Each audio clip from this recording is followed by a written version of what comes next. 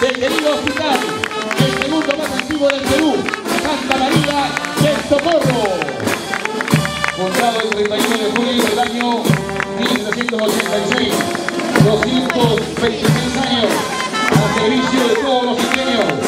Fundado por el reverendo padre Manuel Cordero, Congregación de la Merced.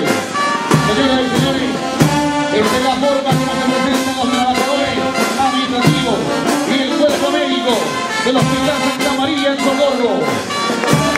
El Hospital Santa María del Socorro se constituyó gracias a la lucha y colaboración de los iqueños y los afectados de esa época. Actualmente tiene 226 años de experiencia, siendo uno de los hospitales más antiguos del Perú. Calidad y calidez en la atención médica. Felicitaciones. Ana María Loki, Isi, destacada médica, doctora Estena. Calidad y calidez en la atención médica.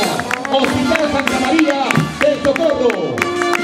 En la tragedia de 1998 estuvieron presentes. En el terremoto del 2007 también estuvieron presentes. Señoras y señores, aquí está una vez más para todo Ica, los médicos, enfermeras, administrativos, de un gran hospital con historia y prestigio a nivel